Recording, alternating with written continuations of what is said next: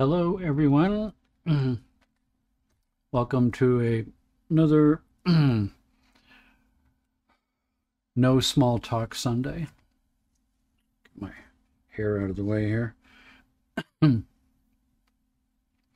So, we're going to talk about rewiring this puppy. We've all got one. 3 pounds of semi-gelatinous mass, which is the most sophisticated and complex thing in the universe as far as we know. And from a quantum standpoint, that could be the quantum computer reality generator, particularly when we talk about the default mode network, the 95% of brain function under the hood, which is most of what we do, is the default mode, and 5% off the top is what we think our whole experience has been with our own personality and cognitive consciousness and all the rest. What the hell is going on down there? That's the big question. And one of the things that I feel about that is where the calculations are taking place to create reality in the next moment from now, if you travel deep enough. Do you ever wonder why, when you see advertisements on television from pharmaceutical companies that are trying to sell you a prescription-only drug, why would they spend millions of dollars to put something like that together in order to advertise to you a medication that you can't buy because it's prescription only? What's the purpose of the ad? The deeper purpose, as you would think, is, the ad's got nothing to do with trying to sell you on that medication. They want you to ask your doctor whether this might be good for you, kind of a thing. But throughout the ad is the continual refrain. Next time you see one of these, count how many times it said, ask your doctor, ask your doctor, ask your doctor, see your doctor, see your doctor. That's the hidden message.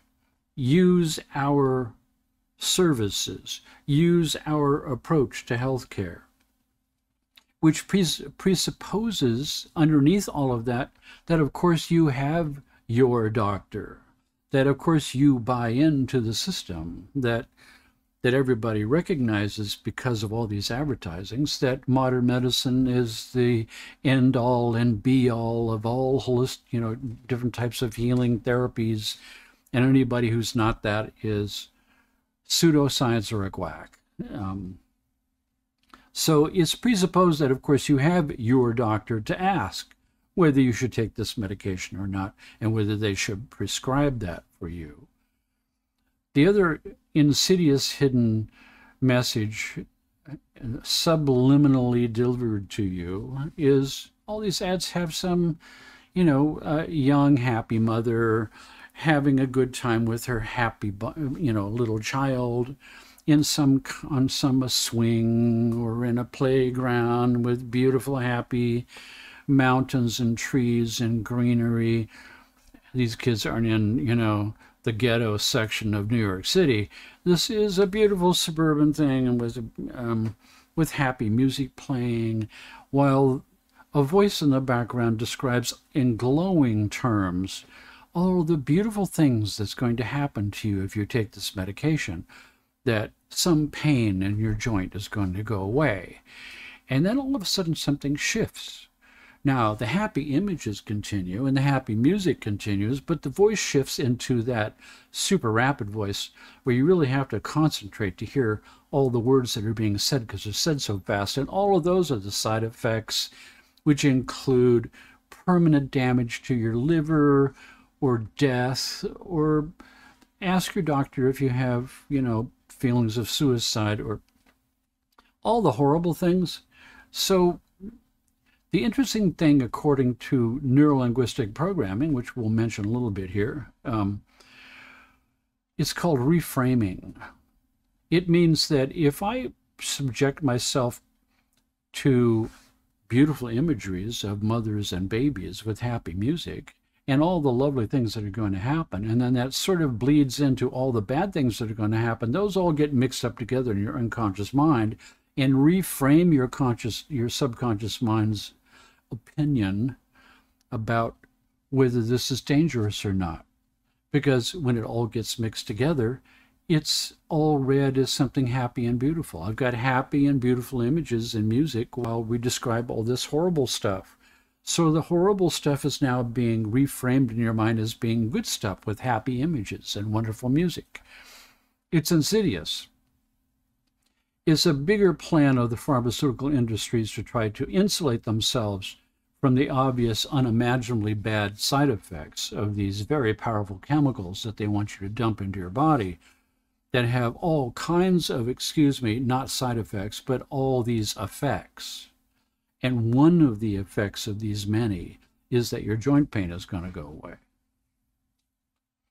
That's an example of reprogramming your mind, of rewiring your brain from the outside in from somebody else. So if you don't take charge of this little 3-pound mass of gelatinous massive stuff, if you don't take charge, and if you don't rewire it the way you want it to be wired, somebody else is going to do it for you. And they're doing it all the time. I had a conversation with my son about my computer sitting right next to me here. It's a great big giant computer, and he's going, we're going to have to take this kind of thing apart in order to flush out the water system, because I have a liquid-cooled system. Do you want to change the box, the computer box at the same time? And I'm going, nah, I kind of like the one I've got. And then after he left, I went on my phone and popped up Facebook, and the first thing I see is an ad for a computer case. That makes me feel really weird and funny, because they're listening. And they're listening in order to advertise and rewire your brain with something that they want you to buy with your hard-earned money.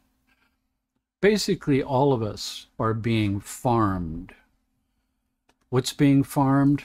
Our brains are being farmed with information. The information is insidiously being input into our brains in layers and layers of very sophisticated methods of subconscious programming, using Ericksonian hypnosis, imagery, NLP, rescripting and reframing, Milton Erickson's kind of hypnotic techniques, very sophisticated stuff.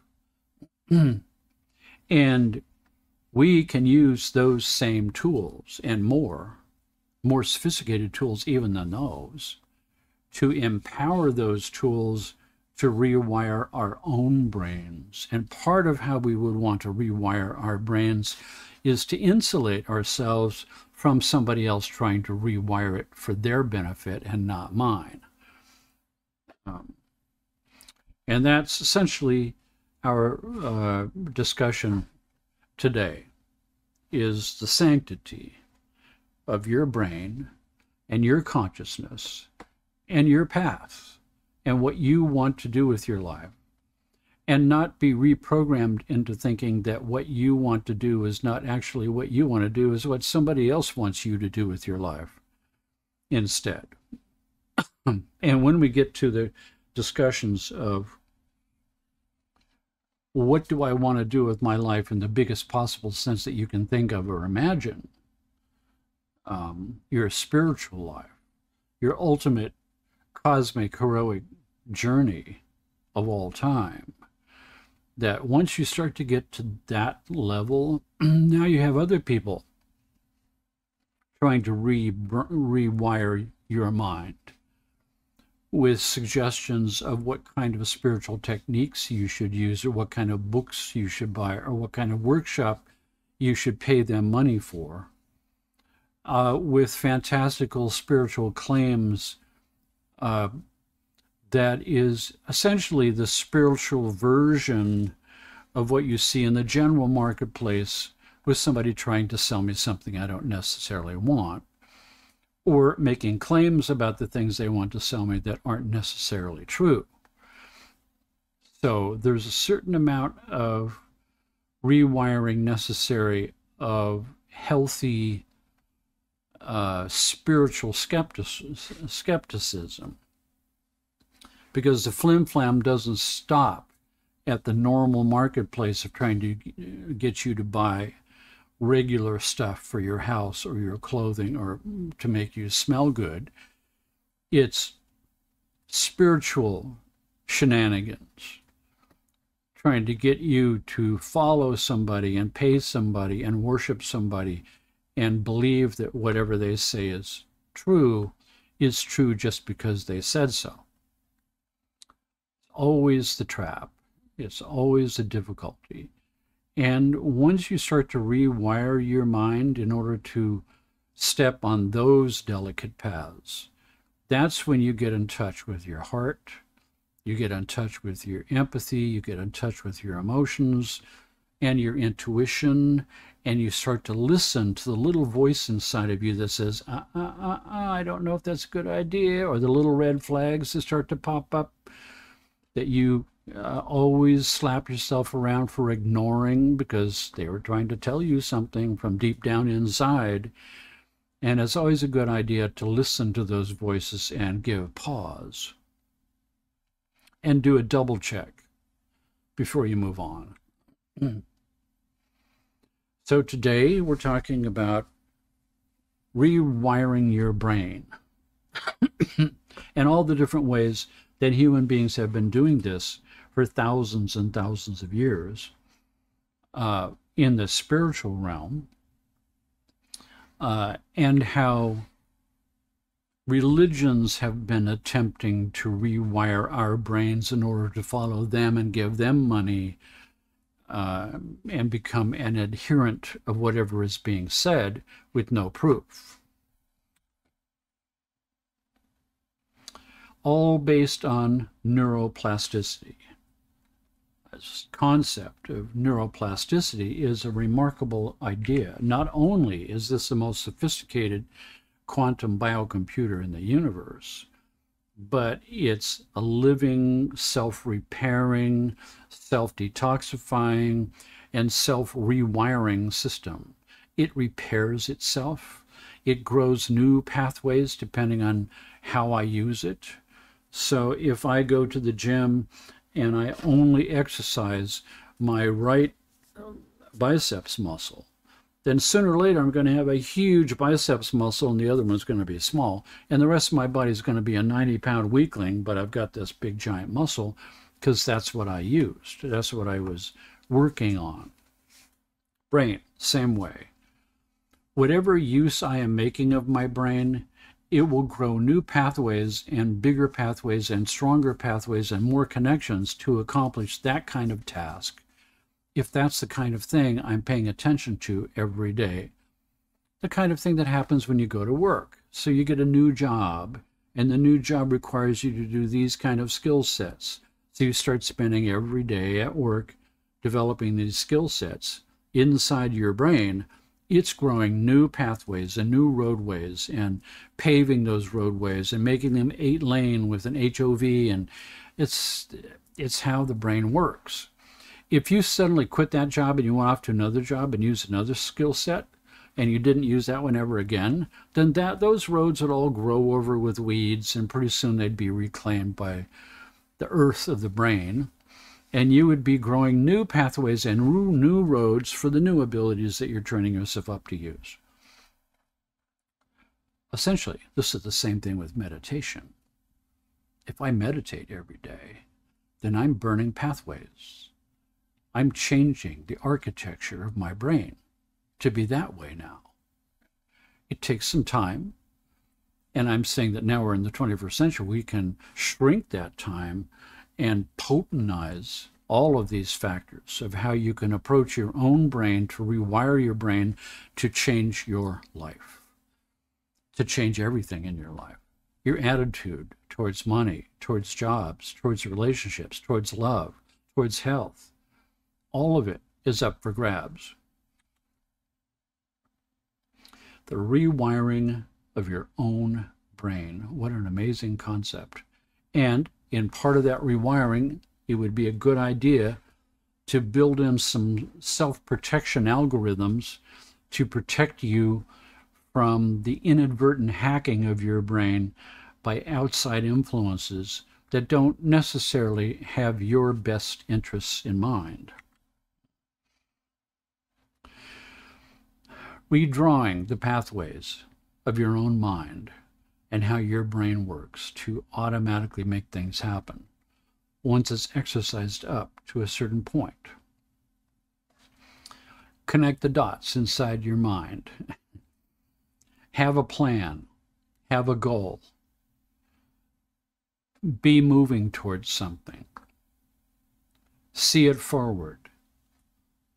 That's how you rewire your brain. And you do it consistently, like going to a gym.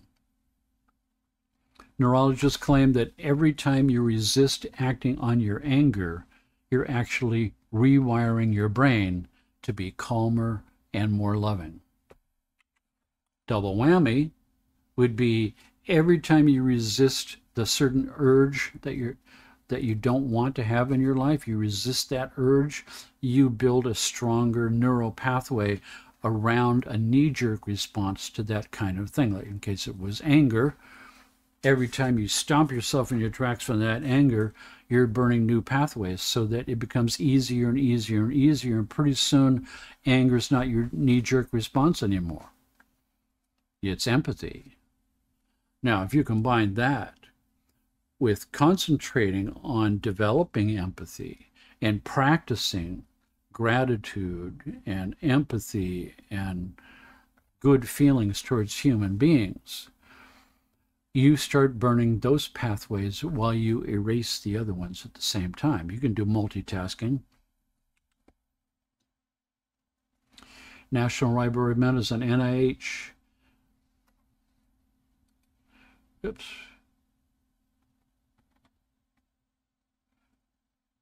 Rewiring the connectome, evidence and effects. So here we're saying it's not just brain pathways, it's the connectome as a whole of how the system is really wired up together in all kinds of different ways that are far beyond just the neuron with its axons going out. The connectome is an unimaginably complex system of how different systems in the brain are wired together, hardwired together. And the implications here are that you can rewire this entire connectome in all kinds of different ways that would benefit your life. Want to improve? Rewire your brain's neural pathways. This is in Forbes magazine. This is for billionaires. This is for CEOs of corporations. You can bet they're trying to do this, right? The companies have got the biggest amount of money to be made and the biggest amount of money to be lost in the rough and tumble marketplace that is, exclusive to multi-billionaire companies, right? This is a hard-nosed, rough and tumble world there where they're trying to give themselves every advantage that you can think of. And rewiring the brain is definitely one of them. But the oldest example of all is meditation. Every culture has come up with the same answer. Meditation. And on a regular basis. And whatever happens in that particular form of meditation that particular culture has come up with in order to achieve the goals of your spiritual life, each one of those is rewiring your brain. The more and more that you go into a silent place in yourself and expand your consciousness out into the cosmos, the more that gets rewired. And that starts to become the default function of your consciousness. However, we know it takes decades of faithful work to do that, slowly doing that. And it's the same thing now in the 21st century. We're using the same ancient techniques of meditation to attempt to rewire our brains in exactly the same way. The difference is that it's pretty rare to be able to find this kind of environment anymore in the 21st century. You have to get in your car or get in an airplane and go and stay in a hotel in order to have a few days or a week in this kind of environment where you're trying to disengage the frantic and insane momentum of the 21st century and take a rest.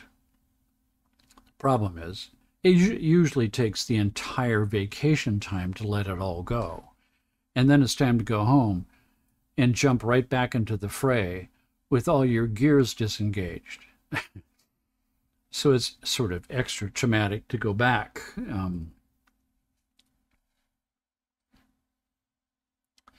Meditation and neuroscience, unlocking the science behind mindfulness. Studies in the field of neuroscience have shed light on the tangible effects meditation can exert on the brain and even help with reducing chronic pain. From the first studies in Western scientific literature in the 50s and 60s to the present, scientists have investigated meditation's effect on the body and the mind. Rewire your brain with meditation. The science of habit. What does it take to stick with something long term? You just have to rewire your brain.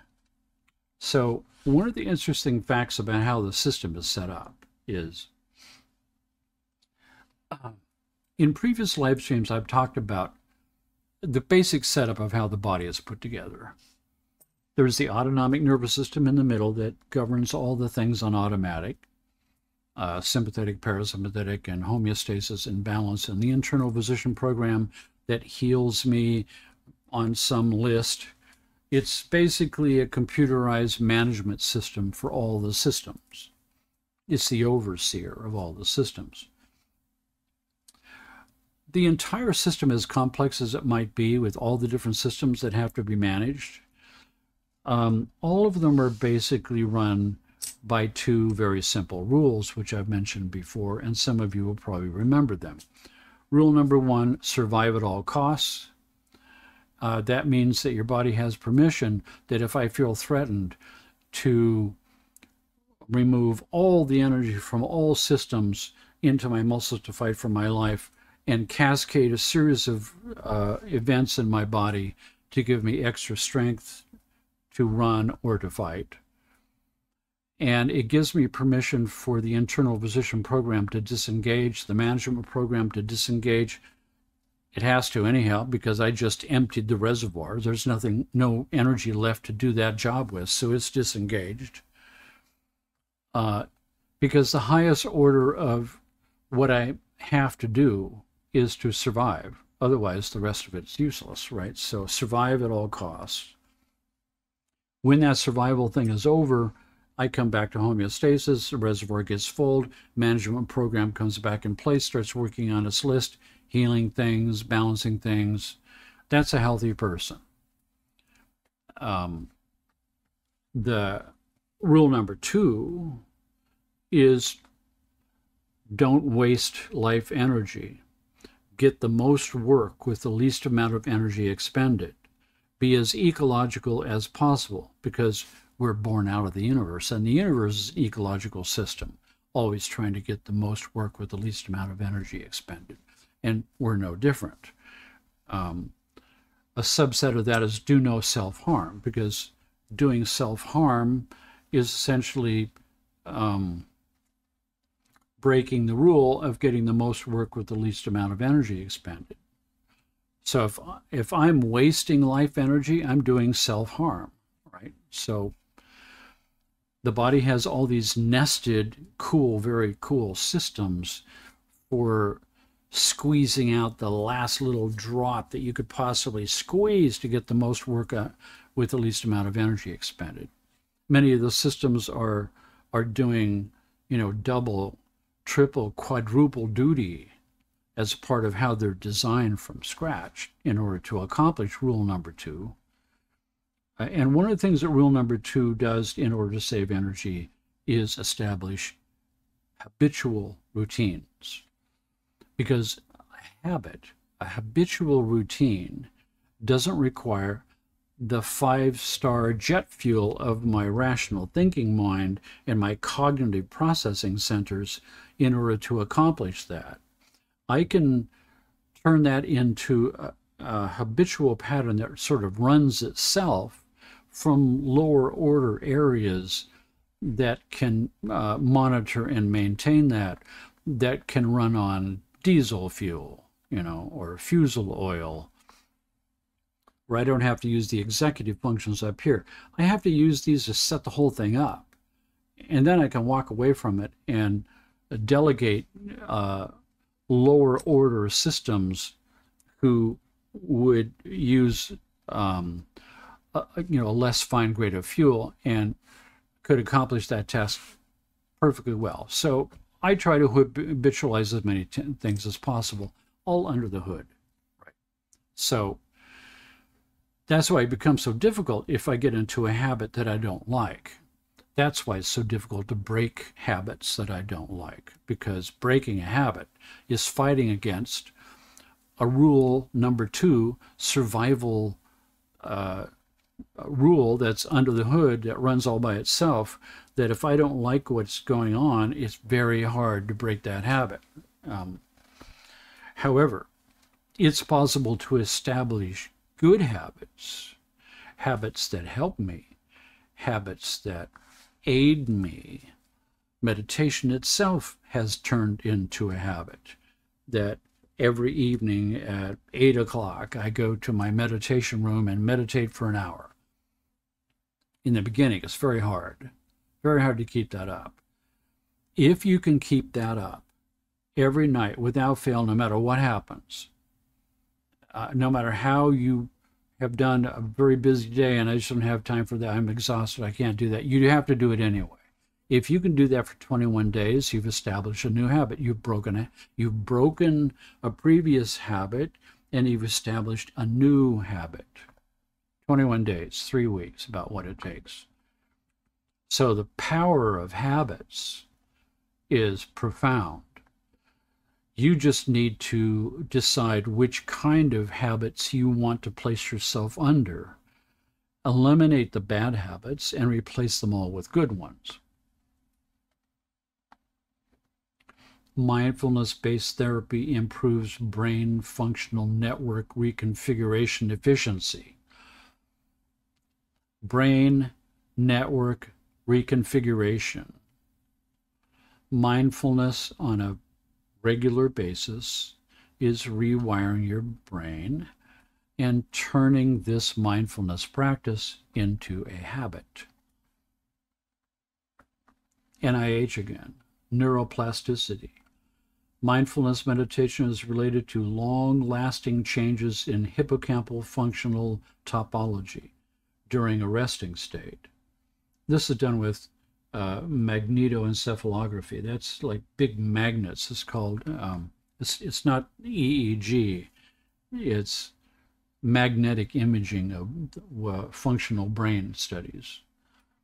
But the fact that it's making long-lasting changes in the hippocampus, which is the emotional center, right? The hippocampus rolls around and has the amygdala on the end, and there's one on each side wrapped around the hypothalamus, which is where the control center of the autonomic nervous system is, that's hardwired straight into the emotional control centers of the hippocampus.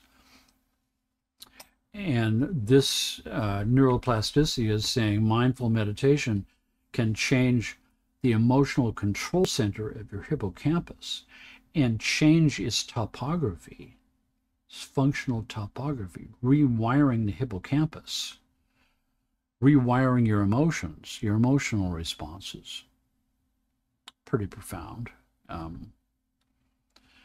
Buddha brain, neuroplasticity and meditation. In a recent visit to the United States, the Dalai Lama gave a speech at the Society for Neuroscience's annual meeting in Washington, D.C.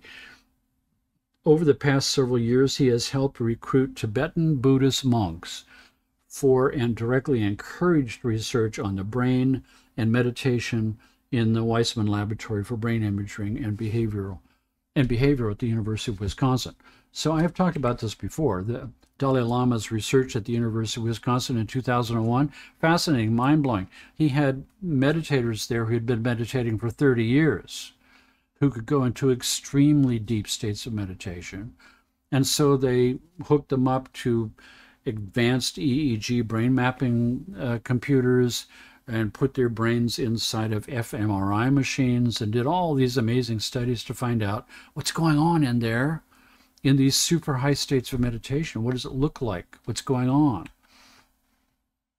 The findings from studies in this unusual sample, as well as related research efforts, suggest that over the course of meditating for tens of thousands of hours, the long-term practitioners had actually altered the structure and function of their brains.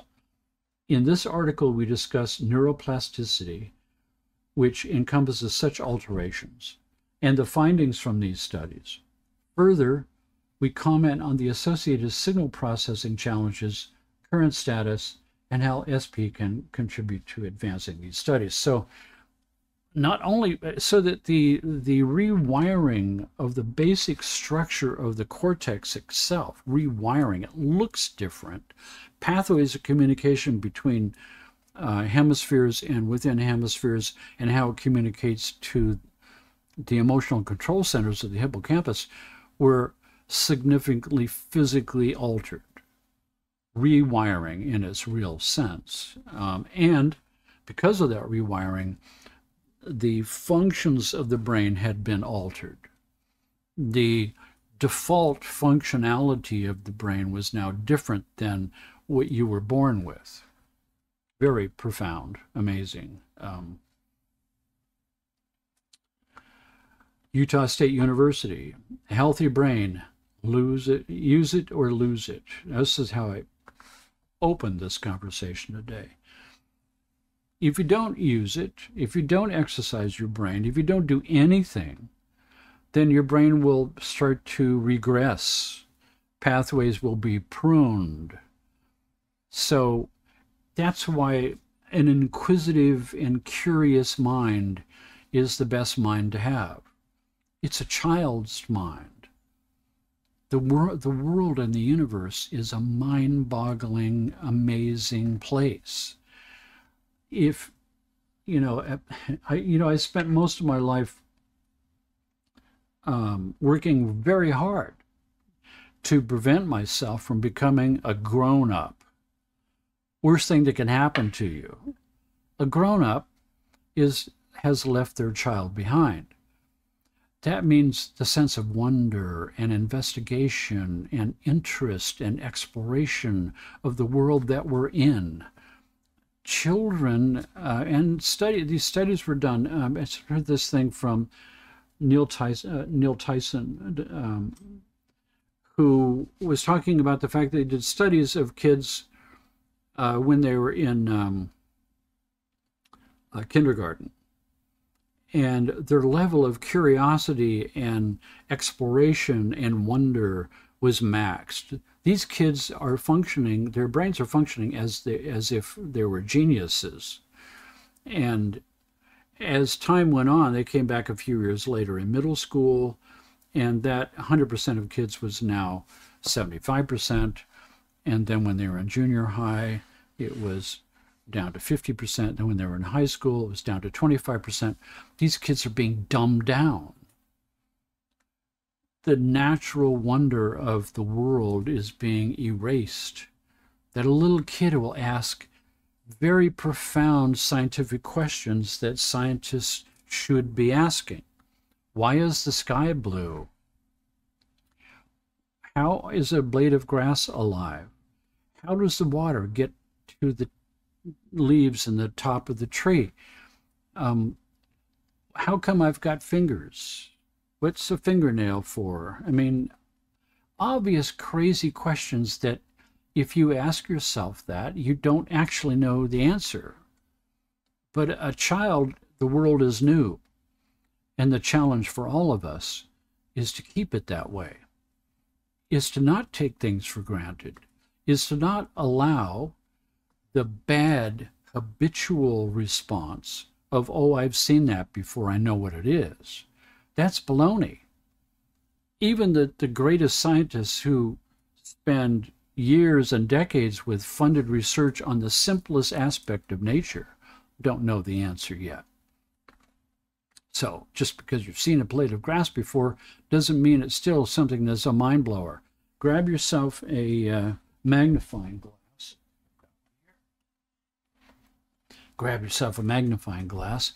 Go out into your yard, get on your hands and knees, and look real closely at a blade of grass. It's going to blow your mind. And if you look down really carefully, you can see down beneath the blades of grass, there's like a whole world down there. There's dirt and trails and little bugs crawling around. This is their world, right? From their standpoint, it's a big path with boulders. From your standpoint, they're little pebbles. From their standpoint, there's giant blades of grass sticking up into the sky, 50 feet up. It's an alien world. Who needs to get on a spaceship and travel to some other galaxy? It's like, it's all around us. It's everywhere. The world is a mind-boggling, wonderful place. We're the ones who are losing it. We have a habitual response that I'm concerned with other things. That's when I'm a child. Now I'm an adult. I'm a grown-up now. I don't think about those things anymore. How sad for our whole species. But it deadens your life, your sense of wonder of where you are and the things in it has been dulled. So to become a child again and to maintain that wonder and the true inborn scientist within all of us who wonders, I wonder why this is so. Let me see if I can figure it out. That's super valuable. And it rewires your brain in ways that is unimaginable to comprehend. Your artistic abilities, your musical abilities, your dance abilities, your ability to relate, your ability to investigate and be curious is huge. It's where fresh new ideas come from. It's where your brain lives out of the box.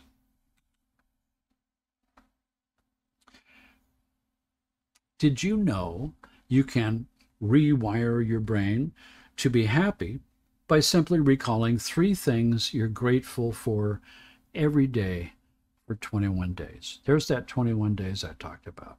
3 weeks. It takes 21 days to establish a new pattern in the brain, and it takes 21 days to break a habit. If you can maintain it every day for 21 days and don't miss a day, then you can burn new pathways in your brain. The brain will respond to this and will start burning pathways of happiness. Happy memories will descend upon you all by themselves. Once you've passed this 21-day mark, new things will start to enter into your relationship. So, you know, one thing I remember, I was having a discussion with Louise Hay, and I was discussing my business and my life and my son and my house and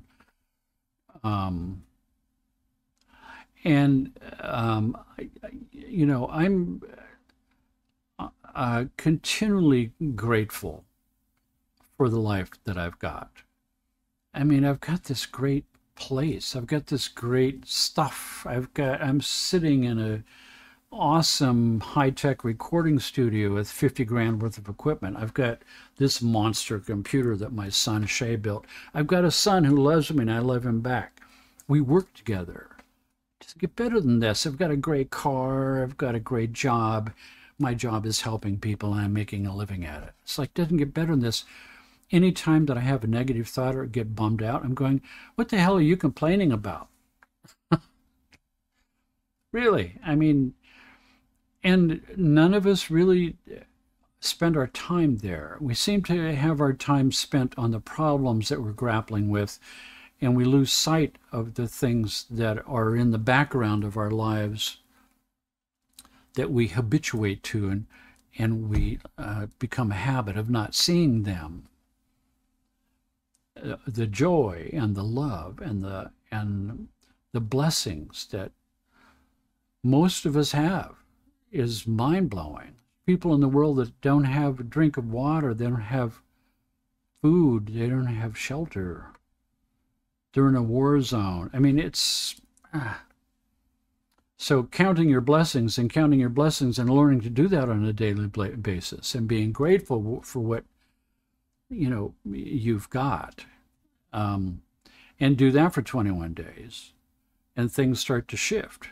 So back to this conversation with Louise, I'm talking about this gratitude thing I've got towards my life. And she's going, you really love your life, don't you? And I'm going, I didn't have thought about that before, but yes, I do.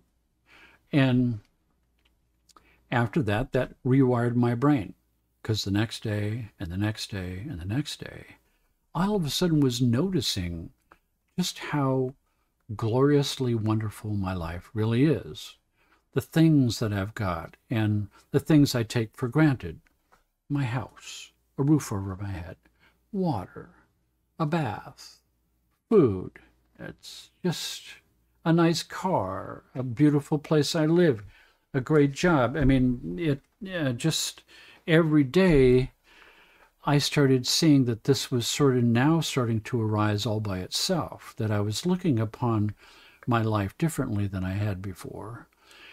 And what happened as a result of that was more good things began to happen all by themselves.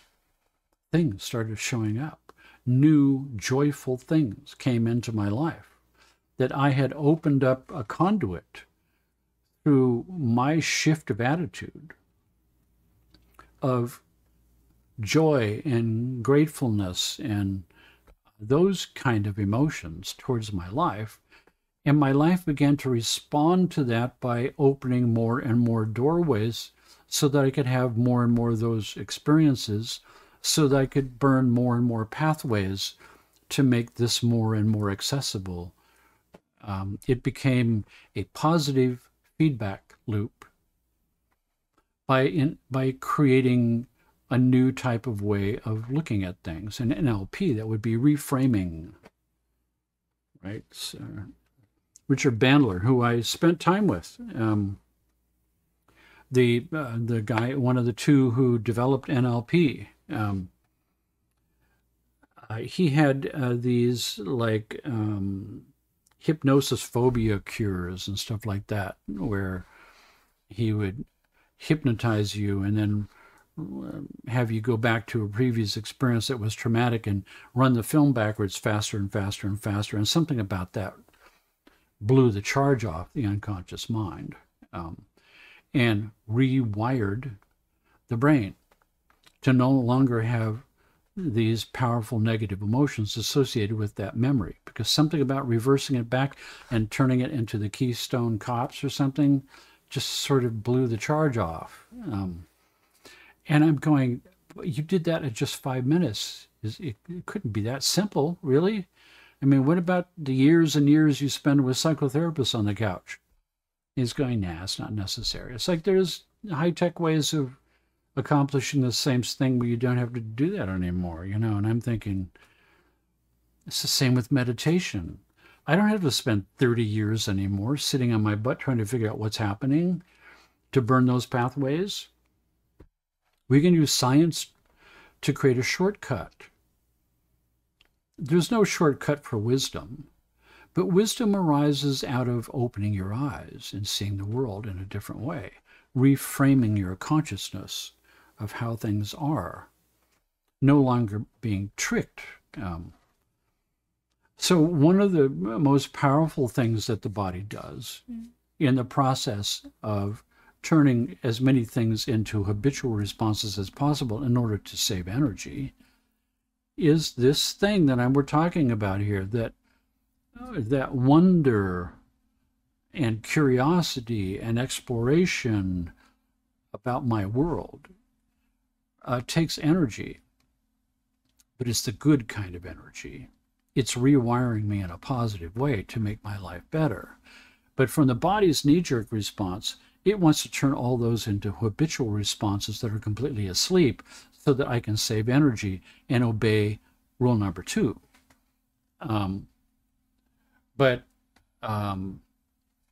If rule number 2 is going to decrease the quality of my life so that I now become more depressed, and that depression begins to affect my job performance and my ability to make a living, then I am jeopardizing rule number 1, the ability of me to survive.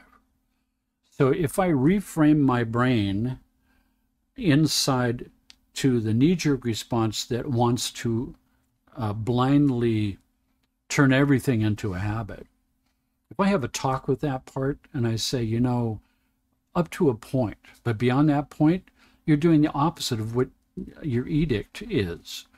If you turn everything into a habit, then I just die, because I don't go to work, and I suck at my job, and I don't appreciate anything that I get from that job, and I get suicidal, and then I jump off a cliff or something.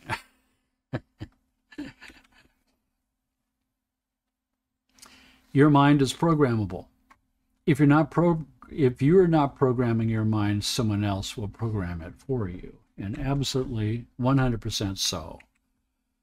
We're in a world now in the 21st century where there are many very powerful forces attempting to program my mind for their benefit and not mine. Human beings are being farmed by industry, by multinational corporations, who now have the means that they've always dreamed of recording my every move and my every action and where I am located and where I went today. All of it is being tracked. All the things that I scroll on my little phone here are being recorded and cataloged and put in a massive, gigantic database of millions of people's actions. And bell curve studies are being done on this information to see what my age group, my sex and my age group and my education and all the rest, and where I live, can predict about what I would like to buy most, so that they start surrounding me with advertisements that are specifically geared towards what I would most likely want to have in front of me to buy. From the one standpoint, it's awful convenient that if I have a conversation with my son about rebuilding my computer and needing a new computer case, that in 2 minutes it shows up on Facebook as an ad. Then it's kind of like, for convenience sake, oh, there's something right there. Let me go there and see what they've got. I don't even have to search anymore. I don't even have to go to Google anymore and search computer cases. They're already listening, and they're already shooting ads directly to me. But from the other standpoint, from the spirit standpoint, from the consciousness standpoint, that is scary indeed. Someone's listening to everything I do and every conversation I have. And the only thing that is sacrosanct at this point is what's going on inside of here. It doesn't get expressed through words. Now, you can infer a lot of what's going on in here by my actions, where I go, what stores I go to, which things I click on, how long I stay there, my purchasing habits. What they're trying to do is they're trying to look inside my brain. They're trying to see what's inside of here. All right. That's the scary part, trying to see what's in here. This is my last sanctum in here. Don't let them in. Rewire your brain so they can't come in, so that you're vigilant and understand what to look for. But they're there. They're all around you. They're tracking your movements. There's a camera on every lamppost. They're watching, and they're trying to sell you something. This is the final frontier, your sanctum sanctorum.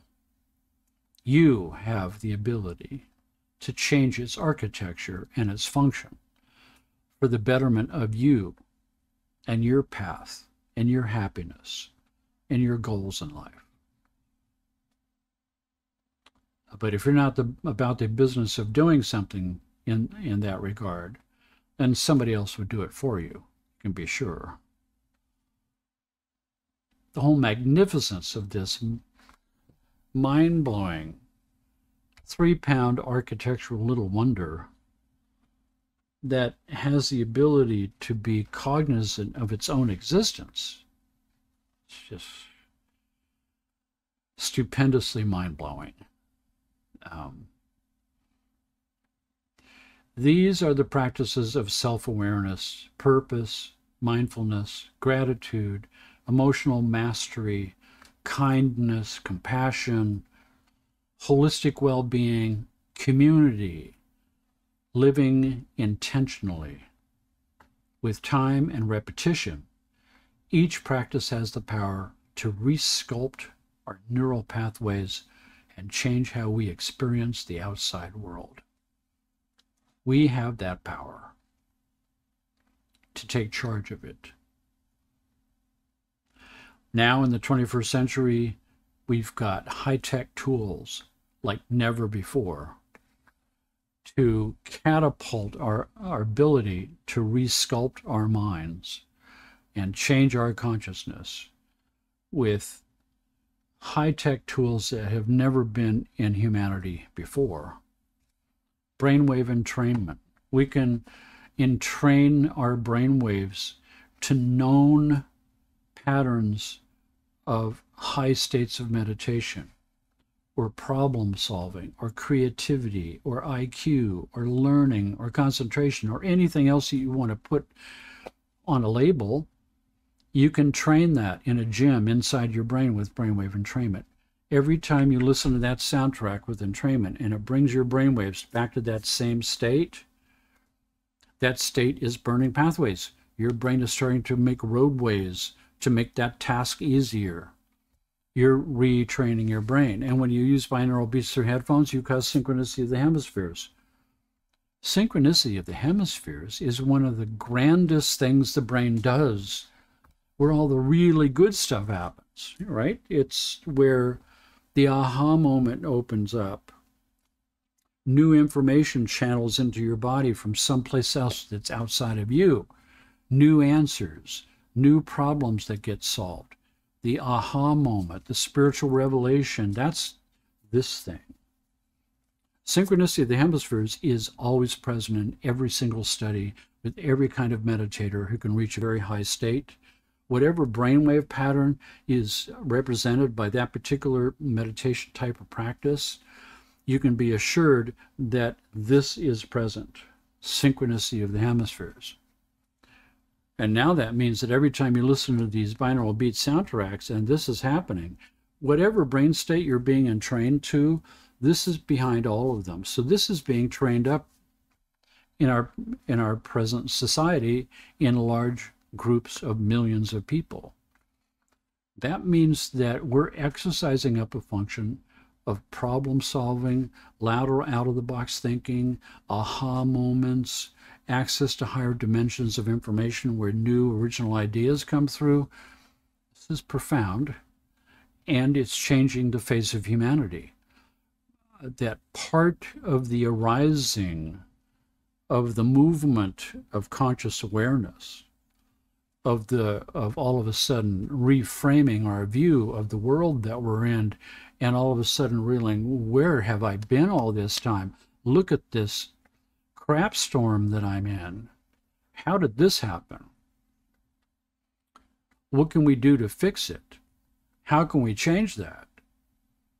And it's happening all over the world. And brainwave entrainment is part of a multifaceted picture of why this is taking place. Binaural beats and brainwave therapy technology. Now, once again, you've got to bring out your, your rational, normal functioning spiritual skepticism, because as all things human, there's the 80-20 rule.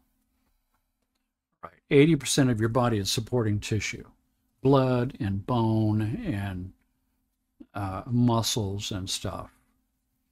20% is governing tissue, brain, spinal cord, nerve roots. 2% of that 20% is the true, real control system.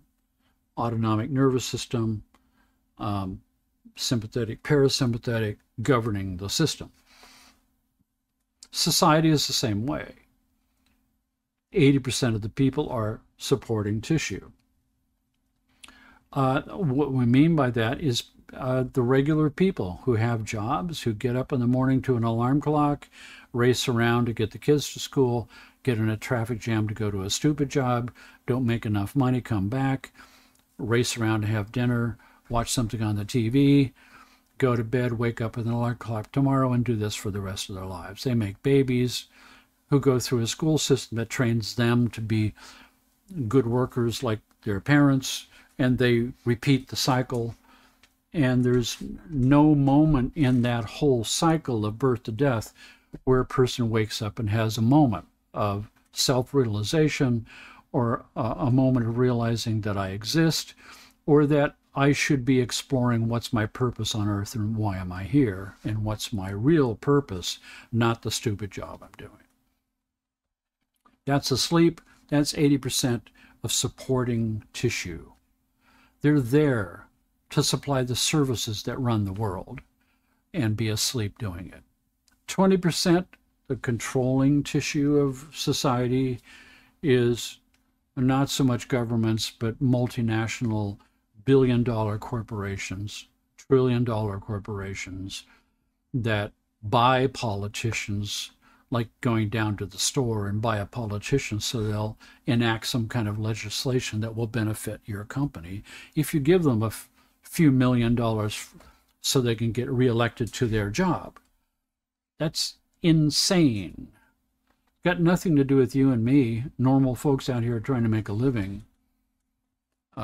We used to call that bribery, payola. Now it's been legalized. It's called lobbyists. Scrub the one name away, write the bribery name, and put lobbyist in its place. It's Orwellian doublespeak. And the same thing in business. 80% of all the binaural beat soundtracks out there are just entrepreneurs jumping on a bandwagon to make a buck, because there's a buck to be made. 20% are innovators, people in clinics and research labs researching the effects for real, not just accepting at bland face value what somebody says and the claims they make about, some soundtrack they've made. And please, while you're at it, buy my book and come to my workshops and my seminars. 2% of that 20% are the true innovators, the ones who have arrived with new ideas that drop into your brain, new ideas that are significantly enough new that you could get a patent on it. It has not been seen before. The spiritual world, spiritual master world, it's like many masters are fake masters.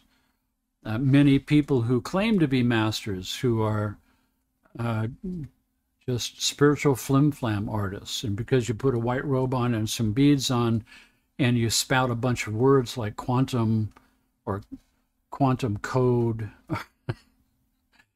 catchwords that people have knee-jerk responses to because they've been trained that, oh, if you say these words, or if you title your book this one, or if you look a certain way with a beautiful smile on your face and put out platitudes that everybody's expecting to hear, then you must be who you say you are. Healthy, rational, spiritual skepticism.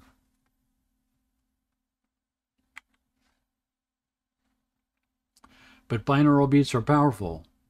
Slightly out of tune tones do cause synchronicity and brain entrainment in an active phase. This new science of being able to use sound waves to cause major changes in brain activity and change brain architecture and rewire your brain and train it into different states of meditation or any other thing you want to think about. IQ, creativity, problem solving, the flow state, healing. Meditation is one of those, but all of these things are associated with brainwave states that are very specific, and you can see on sophisticated EEG machines. And once you see a pattern that you know is associated with something that's very cool, then you can create binaural beat brainwave entrainment patterns and entrain your brain directly to that pattern, and you don't have to spend 30 years to get there. You need 21 days for that to begin to jumpstart on its own. Mindfulness, Zen meditation is alpha, shamanic journeying is theta, out of the body and precognitive experiences is epsilon. Default mode network, they've talked about cosmic consciousness experiences in time and space. Gamma, associated with universal empathy for all living things. That was the Dalai Lama's research. And on and on and on. We're in a mind-blowingly marvelous period of time with our technologies and our ancient understanding about consciousness and evolution of your soul. But at the same time, the hackers are messing it all up. Right? Here, I've got all information of society, of all of humankind, at my disposal on a Google search. Yet, I can't really trust anything that I see because hackers are now able to make it look like it's real and make news cycles, and now AI is coming in and could take me. Like, I could be talking to you right now, and it could be an AI thing that's using my mouth to sell you something that I myself would never in all conscious ever try to do with you. But I could be commandeered. This could be a fake screen. That's where it's all going. It's getting to an interesting point, full circle point, where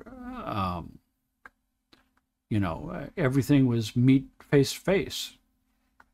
Then there became computers, and the concept of email. You didn't even have to go down to the post office anymore, or put a letter in the mailbox and raise the flag. You can send a letter electronically to anybody anywhere all of a sudden. Then there came, the internet and online meetings, Zoom and stuff like that. Now all of a sudden, everybody's having business meetings like we are right now. Consciousness only is meeting, but we aren't physically in our space anymore. But our online access to information is becoming more and more and more tainted by weirdo hacker bad guys, and to a point where you don't even know what to trust or not anymore. And the only way that you could trust that who you're seeing and talking to on a Zoom call is actually real, and what they're saying is real, and the information you're talking about based on things that you've read is real, is to meet in person and shake hands, sit in each other's presence. It's the only place that you're ever going to know that the person sitting across from you is a real person and not an AI construction electronically on your Zoom call. This is where it's all headed. Mark my word, it's coming. The challenge for us is to rewire our brains for a new type of executive spiritual function. And spirituality does not mean I get gullible. Spirituality, real spirituality, means that I grow up spiritually on the inside. And my ability to discern what is real and what is not real from an intuitive standpoint, which is a big mind function, starts to become extremely acute, that I can spot a flim-flam from a mile away. I can, under the hood, calculate the minutiae of your body language and your tone of voice and the look in your eye. And I can tell exactly who's telling the truth and who's not, who's self-deluded and who's trying to flim-flam me and sell me something that I don't need. Spiritual evolution has never been associated with becoming more gullible. That's a sign of asleepness. But this whole concept of all the brain waves and the fact that we can change brainwave function now with technology, and we can use technology to look inside the brain and see what kind of brain patterns show up with different states of consciousness, and then entrain you to those, like going to a gym, is a remarkable, mind-boggling thing that we have finally arrived at as a species to be able to do. For me, as a composer and a musician, music is now part of the power of sound. Early on, as a composer, my very first album was a brain entrainment album with a new technique that I developed. That I thought I was inventing it, the whole brain entrainment thing. Stupid me, somebody else had already done it. Gerald Oster in 1973 produced that article in Scientific American, Auditory Beats in the Brain, where he invented the concept of binaural beats, brain entrainment with sound. But I remember when I dealt with this New York company who started producing my albums for me and advertising them into mainstream stores. I remember the first album project we did together was called Brainwave Suite, which had 4 CDs, and CD number 1 was Alpha, and number 2 is Theta, and number 3 is Delta. And I'm thinking to myself, the music itself, the composition of the music itself should be able to put you in those brain states. And then you add the binaural beats to make it more scientifically powerful. But the music itself has to lend itself to what you would associate with a delta state that you would go to in deep sleep, as opposed to an alpha state, which is sort of a mindfulness state. So that began the concept of what I call mind music, brainwave music, music associated to put you in different brainwave states just by the power of what the music sounded like and the chord arrangements and that. And so that was a real task for me. And I was starting to get a handle on it until I realized that, oh, wait a second, the alpha CD has 2 tracks, light to mid alpha, mid to deep alpha. So what's the difference between light to mid alpha music versus mid to deep alpha music? Or light to mid theta, mid to deep theta, or and on and on. It was like a real mind twister for me. But it was a super valuable thing because music has the power to do that all by itself. The binaural beats were adding flavor an enhancement to something that was already doing the job. Brain entrainment could make it more specific in what brainwave state in theta I'm going to go to, instead of general that the music would take me to. And that became an exercise that stayed with me for the rest of my life, with all of the different music that I have composed over the time, with epsilon and gamma and default mode network and the flow state. All of those things are a creative exercise for me as an artist and a composer. Power in mind music. And that's also what separates the men from the boys, with the 80% of the people out there who are entrepreneurs, you know, putting out a binaural beat soundtrack that's supposedly taking you to theta, but the music composition is not theta at all. So now we've got a fight going on between the entrainment bringing you one place and the music bringing you to someplace else. The power of music, all on its own. Mozart, when he was 4, he produced his first symphony, for Christ's sake.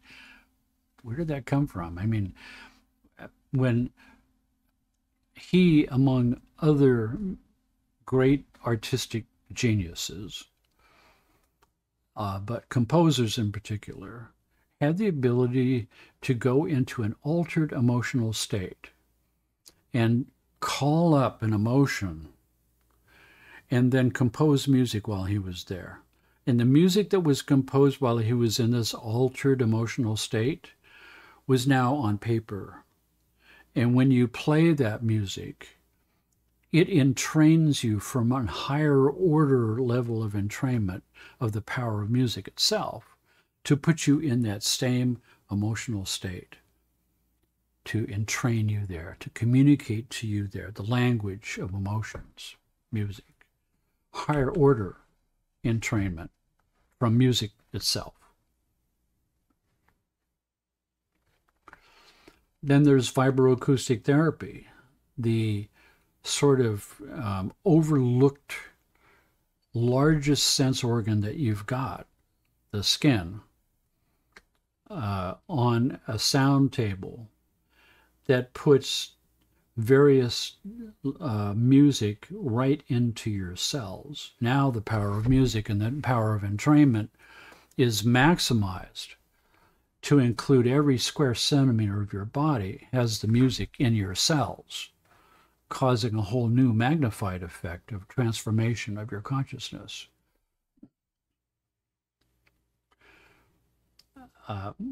Then, you know, me, of course, I had to make my own because the ones that are on the market were not good enough for me. I needed to have right-left stereo separation down the middle this way because I know about anatomy and physiology, because I'm not just a musician, I'm a physician-musician.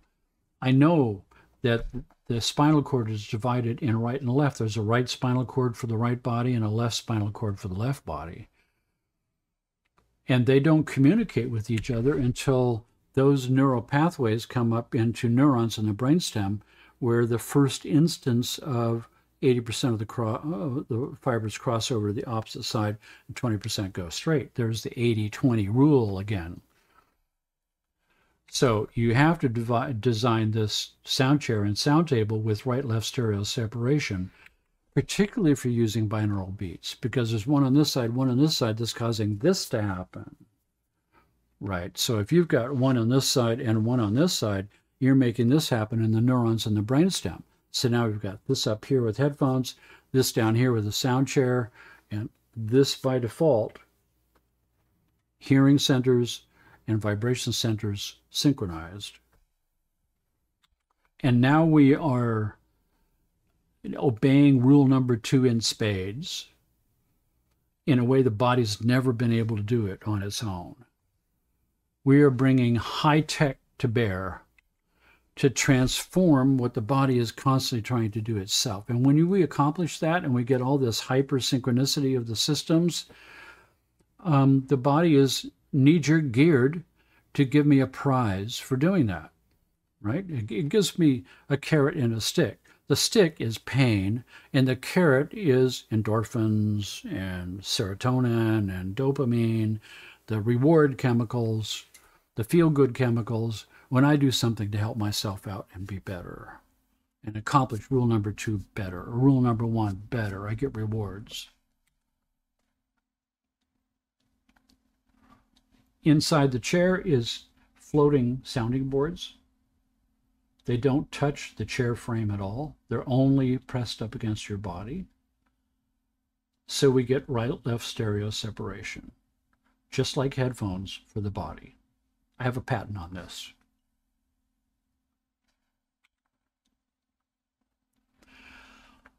A sound table is done the same way, split down the middle. This is an example of light glasses being driven by the sound. So I used to have these glasses, but the manufacturer went under and I lost my glasses, and I haven't found a manufacturer yet to replace them. Still working on it.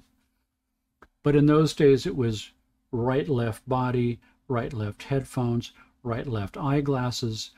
The patterns of flashes you're seeing are driven directly from the sound that you're hearing. That means I'm seeing what I'm hearing, what I'm feeling, and I am synchronizing up visual, auditory, kinesthetic cortexes and synchronizing them all up this way. More happy chemicals being produced as a reward. But those are the 3 primary perceptual modes in NLP, the 3 primary ways that the brain and nervous system gathers information from my environment to make decisions with. Visual, auditory, kinesthetic. 3 basic types of people. Visual processing type of people, auditory and kinesthetic type of people. California, you've got a lot of kinesthetic type of people. They wake up 5:30 in the morning and they're on the beach running and they're bicycling and they're going to the gym and they're like very, very physical. Spend a lot of time physical. People who are weightlifters and bodybuilders for competitions, those are kinesthetic types. But if you do a synchronizing of these 3 modes, and you do it for longer than 21 days, your brain will start to burn pathways that synchronize these 3 together and bring the non-dominant mode up to a level playing field with the other modes and make you ambidextrous in visual, auditory, kinesthetic, and your whole life changes. If you're a brainiac type like me, I'm an auditory processor, but I'm also a visual processor because I've got a visual arts degree. I'm an artist and I'm a composer musician. So these 2 are synchronized in me. That leaves my body behind. Now, I always had a good body that sort of took care of itself, but I never exercised. At one point in my life, I did start jogging, but it was never the dominant one for me. So when I start screwing around with all this stuff for me with the sound table, I'm bringing my physical body back into the fold. And that changes the circle of people I know who might be kinesthetic types. But the overall idea is that I'm seeing what I'm hearing, what I'm feeling. Binaural beats are in all 3 synchronized up together. Then we've got heart rate variability. This incredible system that we've got now, this real-time HRV system, means I can look inside your brain at the automatic processing center, the autonomic nervous system, and use sound waves to force it to collapse to 0 in the 0 stress state. I've talked about this at length before, but this is a whole new area of science that I have a patent on that nobody's doing except for us, me and the people I've trained. The heart plays a hidden role in your mental health because the heart and the brain are intimately tied together through the vagus nerve and, in a second sense, through the sympathetic nerve. And they're communicating with each other all the time. And in a previous broadcast, I showed that in the atrium of the heart, there is a brain, neurons in the heart. Neurons that are firing signals up the vagus nerve and communicating with the brain up here. These 2 people are talking to each other. They're influencing each other.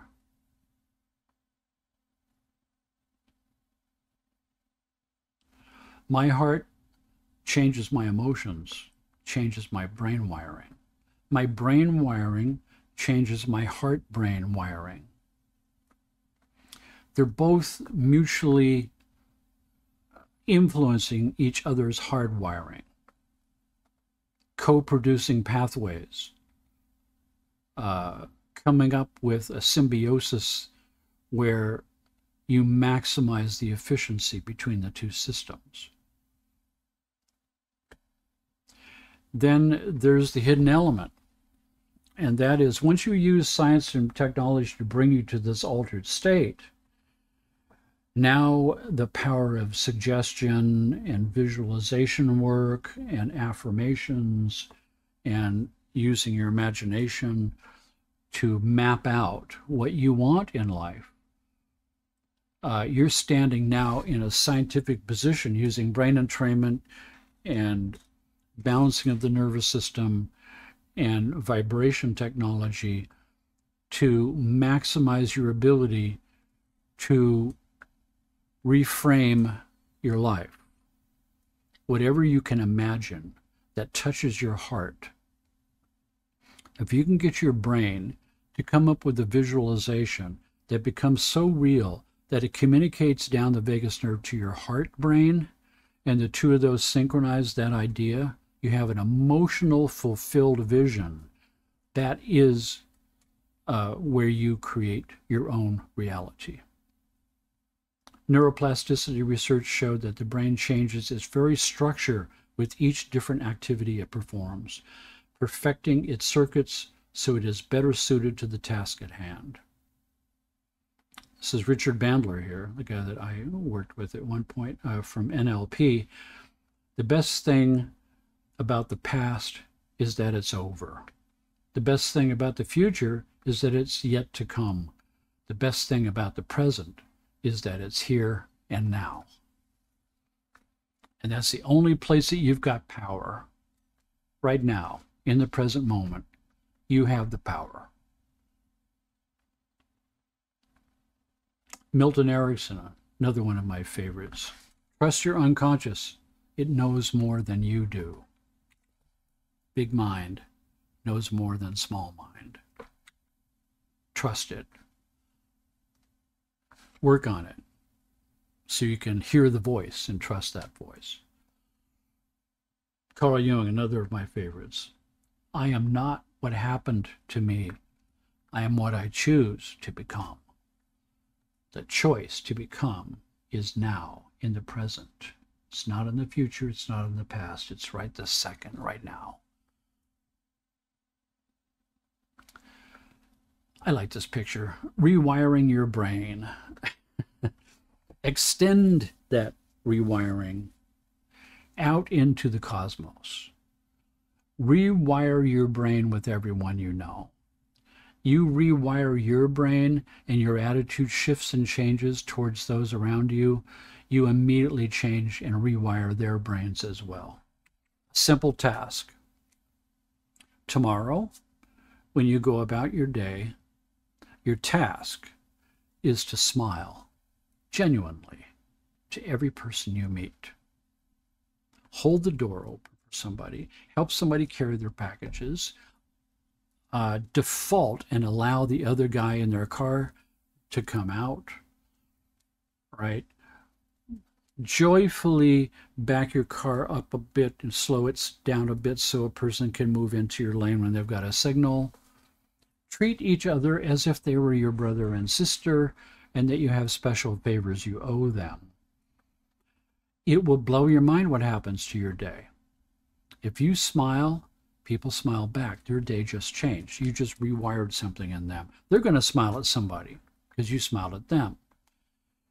Right? You allow somebody to cut into line because they need to take the exit. They're going to be more disposed to do that to somebody else too.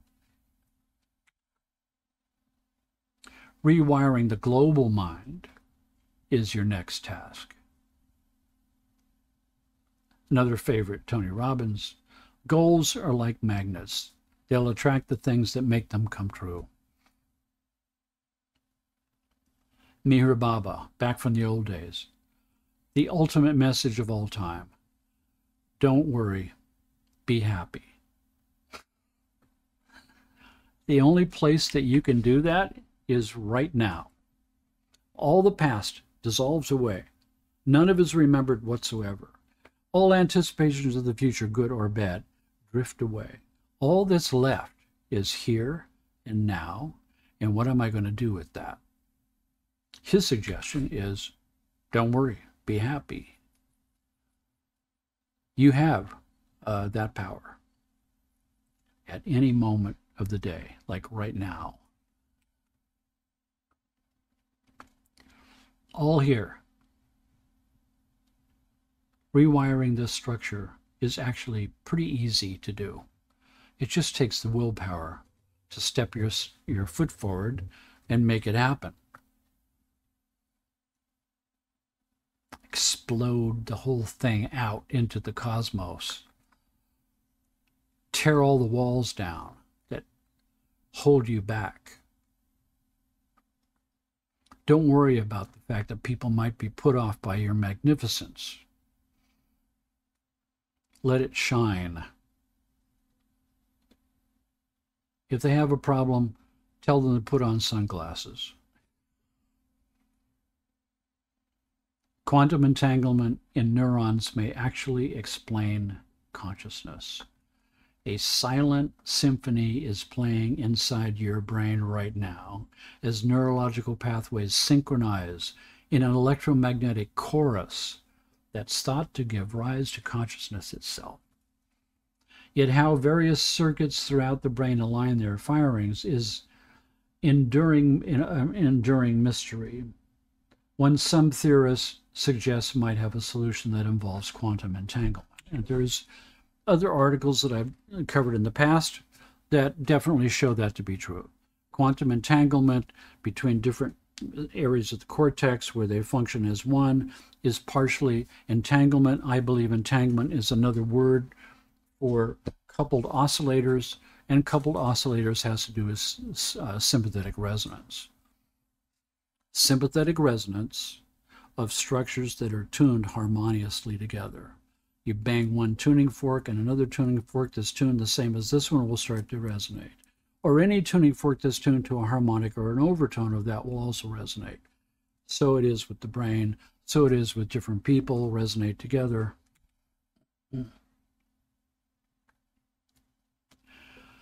Stephen Hawking. We are all now connected by the internet like neurons in a giant brain. And here we are, neurons in a giant brain. And here we go with our headphones.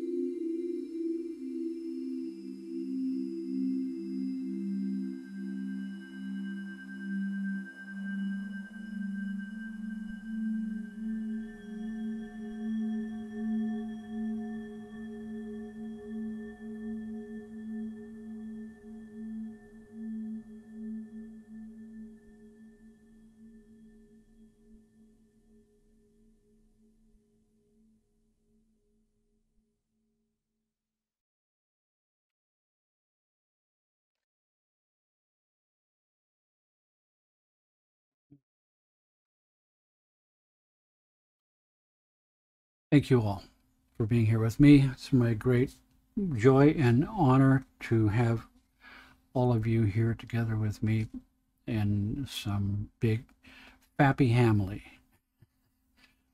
So joy and peace and blessings to everyone until I see you next week on Sunday.